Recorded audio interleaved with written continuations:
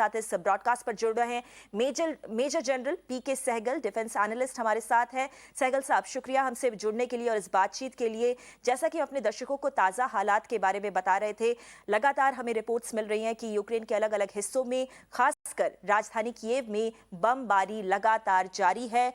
जाहिर सी बात है, ये अभी तक सबको पता चल गया है कि रशिया और यूक्रेन की जो मिलिट्री कैपेबिलिटी है, उनकी जो सैन्य शक्ति है, उसकी कोई भी बराबरी नहीं है। तो आखिर सबसे बड़ा सवाल ये है कि बिना किसी बाहरी सपोर्ट के यूक्रेन कब तक रूस को चुनौती दे सकता है? देखो, अगर डायरेक्टली चुनौती देगा तो वो इम्पॉसिबल है। बहुत जबरदस्त सिमेट्री है यूक्रेन की फोर्सेस और रशियन की फोर्सेस के बीच में। इसलिए यूक्रेन का केवल और केवल एक ही मार्ग है कि अपनी फोर्सेस को भी इस समय छुपाए और बाद में गुरिल्ला वॉरफेयर और इंसर्जेंसी स्टार्ट करे। जैसे अमेरिका ने इराक में हमला किया था, तो इराक अमेरिकन जनरल्स ने मेरे को बताया उस समय कि हमने स्लेज हैमर इस्तेमाल किया है चींटियों को मारने के लिए। उस समय मैंने उनको कहा था कि साफ तौर पे आपने चींटियों को मारा नहीं, चींटियां बिखर रही हैं और जब ये रीग्रुप होकर आपको काटने शुरू होंगी तो आपको समझ नहीं आएगा आप कहाँ जाए। And exactly that's what happened. इस समय भी यूक्रेन को अपनी फोर्सेस को छुपाना है, उनको बचाना है, उनको डिस्पर्स करना है ताकि वो कॉन्सेंट्रेटेड टारगेट ना दे सके। वो एकजुट होकर उनके साथ लड़ाई नहीं कर सकते और फिर अपने समय पर, अपने सोच विचार के समय उनके ऊपर हमले करने हैं, छोटे छोटे ताकि उनके ऊपर ज्यादा से ज्यादा जो है लॉसेस इन्फ्लिक्ट करे। और जब ये लॉसेस होनी शुरू होंगी और रशिया के लोग मरने शुरू होंगे, रशिया के अंदर बड़ा जबरदस्त विरोध होगा पुतिन के खिलाफ।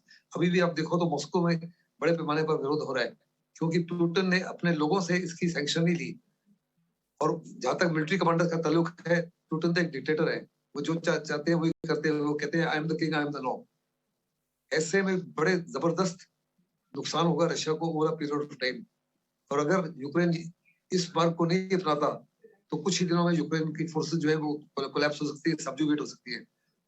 रशिया के इनिशियल वॉर्निंग्स में है कि seek immediate surrender of the Ukrainian forces in a matter of 7 to 10 days। मेरे मुताबिक ये नहीं होगा। और दूसरा कि उनके जो प्रेसिडेंट है उनको टारगेट किया जाए, उनको खत्म किया जाए और वहां चेंज ऑफ गवर्नमेंट लाई जाए और एक पपेट गवर्नमेंट और पपेट प्रेसिडेंट बनाया जाए जो प्रो रशियन हो। इसमें भी मुझे लगता है कि उनको किसी प्रकार की सक्सेस नहीं मिलेगी। जो इनिशियल खबरें आ रही है उसमें साफ तौर पे नजर आता है कि यूक्रेन के जितने भी लोग हैं, चाहे वो वेटरन्स हो, चाहे वो सिविलियंस हो, सारे के सारे अपने देश को सुरक्षित रखने के लिए एकजुट हो गए हैं और अपने प्रेसिडेंट को सपोर्ट कर रहे हैं। प्रेसिडेंट ने मार्शल लॉ डिक्लेयर कर दिया और खुद अंडरग्राउंड हो गए। उन्होंने साफ तौर पे आज सुबह अनाउंस किया है कि रशिया का टारगेट नंबर 1 जो है वो प्रेसिडेंट है और उन्होंने हर हालत में अपने आप को बचाना है ताकि वो रशिया के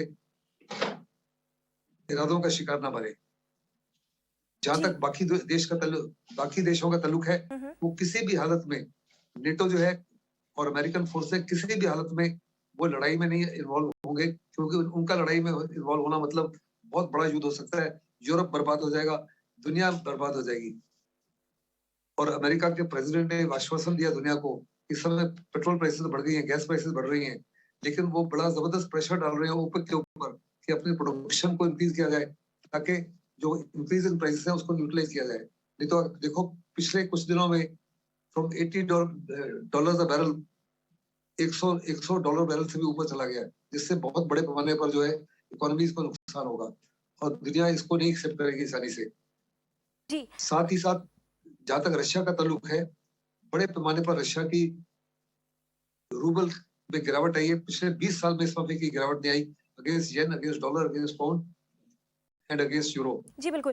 इससे सहगल इस साहब, एक और सवाल जो मैं आपसे करना चाहती हूँ वो यूक्रेन से जुड़ा हुआ है। आपने यूक्रेन के राष्ट्रपति की बात की, उनके तरफ से जो बयान आया है उसके बारे में हम अपने दर्शकों को लगातार बता रहे हैं, जहाँ पर उनका कहना है कि पूरी दुनिया ने उनको अकेला छोड़ दिया है। आपने इस बात का भी जिक्र किया कि किस तरीके से यूएस और नेटो की जो फोर्सेज हैं वो किसी भी हालत में इस युद्ध में अब इन्वॉल्व नहीं होंगी क्योंकि ये युद्ध और भी ज़्यादा बड़ा हो जाएगा। मगर आपको लगता है कि यूक्रेन के जो राष्ट्रपति हैं ज़ेलेंस्की, वो कहीं ना कहीं अपनी राजनीतिक अनुभवहीनता का एक प्राइस पे कर रहे हैं? वो समझ नहीं पाए कि आखिर असल दुनिया में जियोपॉलिटिक्स कैसे होती है, कैसे सिर्फ लिप सर्विसेज और हाफ प्रोमिसेस के नाम पर आप अपनी नीति नहीं बना सकते? नहीं, उनको साफ तौर पे क्लियर था क्योंकि रशिया को अमेरिका पिछले 1 महीने से आश्वासन दे रहा था कि उनका कोई भी इंटेंशन नहीं है इस युद्ध में दाखिल होने का। साथ ही साथ नेटो भी आश्वासन दे रहा था किसी भी हालत में इस युद्ध में शामिल नहीं होंगे। वो यूक्रेन को भी साफ तौर पे बता रहे थे कि जहां तक मॉरल सपोर्ट है हम देंगे, आपको फाइनेंशियल सपोर्ट देंगे। कल ही प्रेसिडेंट बाइडेन ने 650 मिलियन डॉलर्स का पैसा देने का बात की है और उन्होंने कहा था हम हर प्रकार का आपको असला देंगे, हर प्रकार के मिसाइलें देंगे, हर प्रकार के एंटी टैंक मिसाइल देंगे, एंटी एयरक्राफ्ट मिसाइल देंगे और वेपन्स देंगे। लेकिन ये लड़ाई आपको खुद ही करनी होगी। They'll be fired off your shoulder and not against the American shoulder, NATO shoulder.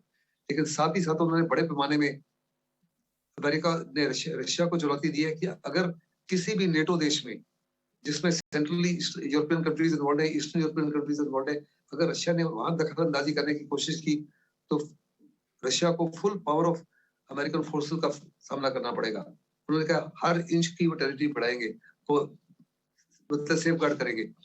लेकिन साफ तौर पे यूक्रेन के प्रेसिडेंट को क्लियर शब्दों में समझाया गया था, बताया गया था, वो जानते थे कि किसी प्रकार से कोई भी उनकी सहायता नहीं कर पाएगा। और जहां तक रशिया का ताल्लुक है, रशिया ने पिछले 48 घंटे में 203 टारगेट्स को हिट किया है। 74 ओवरग्राउंड इंस्टॉलेशन थी जो डिफेंस के साथ ताल्लुक थे उनको बर्बाद कर दिया है। 11 एयरफील्ड्स को बर्बाद कर दिया है। और उनकी कोशिशें जितने भी पॉसिबल रूट्स हैं जिसके माध्यम से वेस्ट का इक्विपमेंट आ सकता है, वेस्ट का वेपन्स आ सकते हैं, वेस्ट का असला आ जाए, उनको ब्लॉक कर दिया जाए। लेकिन ओपन बॉर्डर्स हैं पोलैंड के साथ में, हंगरी के साथ में, बड़े सारे और देशों के साथ में, और मुझे नहीं लगता किसी भी हालत में रशिया रोक सकेगा इस प्रकार के वेपन्स का इनफ्लो होना। और उन्हीं वेपन्स का इस्तेमाल, लेकिन वेपन्स का इस्तेमाल ओवरनाइट नहीं किया जा सकता। जो नए एयर डिफेंस इक्विपमेंट उनको दे रहे हैं, मिसाइल दे रहे हैं या एंटी टैंक मिसाइल दे रहे हैं, उनमें लोगों को ट्रेन करना पड़ेगा, फौज को ट्रेन करना पड़ेगा उनका इस्तेमाल करने के लिए। उसमें टाइम लगता है और बड़ा लाजमी है कि इस समय अगले 10, 15, 20, 25 दिन में जो यूक्रेन की फोर्सेस किसी भी हालत में सबजुगेट ना हो, किसी भी हालत में कोलैप्स ना हो। जी। और मेरी पक्की उम्मीद है कि given there confidence in themselves, given there confidence in their leadership, वो कोलैप्स नहीं होगी। उन्होंने साफ तौर पर कहा कि आज का यूक्रेन 1941 का यूक्रेन नहीं है, आज का यूक्रेन 2014 का यूक्रेन नहीं है जब क्रिमिया ने हमला किया, और 1941 में जब नाजी जर्मनी ने हमला किया था। आज का यूक्रेन जो है वो अपने ऊपर भरोसा रखता है, वो इंडिपेंडेंस और फ्रीडम चाहता है, वो डेमोक्रेसी चाहता है, और किसी भी हालत में रूस के पीछे के आगे सरेंडर नहीं करेगा। मुझे पक्का यकीन है कि यूक्रेनियंस सरेंडर नहीं करेंगे, ना ही उनकी आर्मी सरेंडर करेगी। मेजर जनरल पीके सहगल, शुक्रिया इस पूरी बातचीत के लिए। तो एक्सपर्ट्स की राय पूरी तरीके से बटी हुई है। कुछ एक्सपर्ट्स मानते हैं कि यूक्रेन की जो मिलिट्री पावर है वो इतनी बड़ी नहीं है, इतनी स्ट्रांग नहीं है कि रशिया के चैलेंज का सामना कर सके। मगर अभी आपने सहगल साहब का भी सुना, वो भी कह रहे हैं कि यूक्रेन में काफ़ी दमखम है, वो अभी भी रूस को चुनौती दे सकता है। देखना होगा आगे आने वाले कुछ घंटों में, कुछ दिनों में क्या कुछ बड़े डेवलपमेंट्स होते हैं।